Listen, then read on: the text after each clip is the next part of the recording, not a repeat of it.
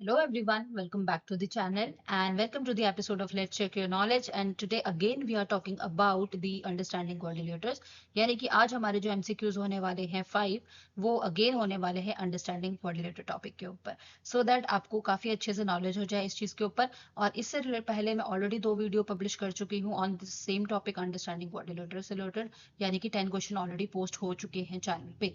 अगर आपने वो नहीं देखे तो please go and watch these videos. ठीक है। और अगर आपको बेसिक कंसेप्ट जानने हैं क्योंकि अगर जब तक आपको बेसिक कंसेप्ट नहीं पता होंगे तब तक आप किसी भी क्वेश्चन के आंसर कैसे दे पाएंगे, तो उसका पूरा एक्सप्लेनेशन वीडियो मेरे चैनल पे ऑलरेडी है, आप वहां पे जाके चेकआउट कर सकते हैं। सो चलिए बिना टाइम वेस्ट करे आज के क्वेश्चन जल्दी से शुरू करते हैं। So the question number 1 is which of the following is not a regular polygon, यानी कि इनमें से कौन सा रेगुलर पॉलीगन नहीं है। ठीक है। Option A is rectangle, option B is regular hexagon, option C is a square, option D is equilateral triangle. ठीक है। And let's see what is the answer, and the answer is option number A, rectangle. ठीक है। यानी कि rectangle आपका regular polygon नहीं है। ठीक है। क्योंकि रेगुलर पॉलीगन जो होता है उसकी सारी साइज जो होती है वो इक्वल होती है। ठीक है। और रेक्टेंगल की सारी साइड्स इक्वल नहीं होती, उसकी 2 साइड्स इक्वल होती है, बाकी की 2 साइड्स इक्वल होती है।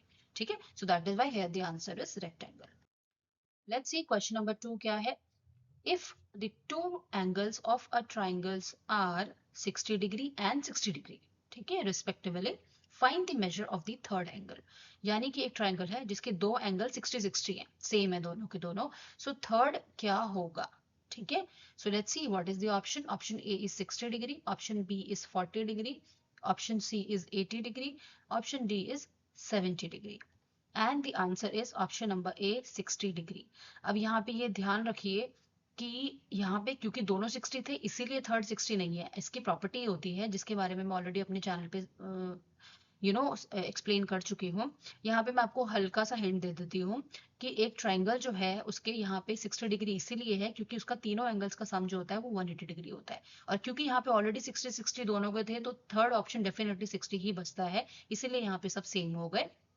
But it's not compulsory always कि आपका 60 है तो सारे बाकी भी वही होंगे जो एक एंगल है। ठीक है। फर्स्ट थिंग, ये केस सिर्फ वहीं पे पॉसिबल है जहां पे आपका इक्विलेटर ट्राइंगल है। ठीक है। यानी कि यहाँ पे तीनों की तीनों साइड्स इक्वल है, क्योंकि ट्राइंगल में इट्स नॉट कंपल्सरी कि आपकी तीनों साइड्स इक्वल होंगी, आपकी डिफरेंट भी हो सकती है। दो सेम एक अलग भी हो सकती है, तीनों भी अलग हो सकती है और तीनों सेम भी हो सकती है। तो ये वाला केस सिर्फ वहीं पे चलेगा जहां पे आपकी तीनों साइड जो होंगी वो इक्वल होंगी, वहां पे आपके एंगल्स इक्वल होंगे। ठीक है। Let's move on to question number 3. The length and breadth of a rectangle is 3 centimeter and 3 centimeter respectively. Find the perimeter of the rectangle. Again question same है but बिल्कुल different है। ठीक है। यहाँ पे लेंथ जो है वो रेक्टेंगल की 3 सेंटीमीटर और 3 सेंटीमीटर है, लेंथ एंड ब्रेथ, यानी कि लेंथ और ब्रेथ दोनों के दोनों 3 सेंटीमीटर है। So find the perimeter of rectangle, यानी कि रेक्टेंगल का पेरीमीटर क्या होगा। ठीक है। यहाँ पे क्वेश्चन थोड़ा सा आपको कंफ्यूज करने के लिए दिया है क्योंकि अगर 3 और 3 सेंटीमीटर है तो आपका आंसर चेंज होगा थोड़ा सा। And the options are option A 20, B 15, C 12 and D is 6. Let's see what is the answer, and the answer is option number C 12, यानी कि इसका पेरीमीटर होगा 12। Let's see another question. Question number 4. If the two angles of a triangle are 40 degree and 50 degree respectively, find the measure of the third angle. ठीक है। अब ये देखिए जो मैंने आपको क्वेश्चन बताया था इससे पहले वो इसी टाइप का क्वेश्चन है और मैंने आपको पूरा कंसेप्ट समझाया था। अगर आपको वो समझ में आ गया है तो आप इसका आंसर अब दे सकते हैं। अब यहाँ पे देखें ये उसी तरह का केसेस है कि एक ट्राइंगल ही है सेम और जहाँ पे दोनों एंगल अलग है।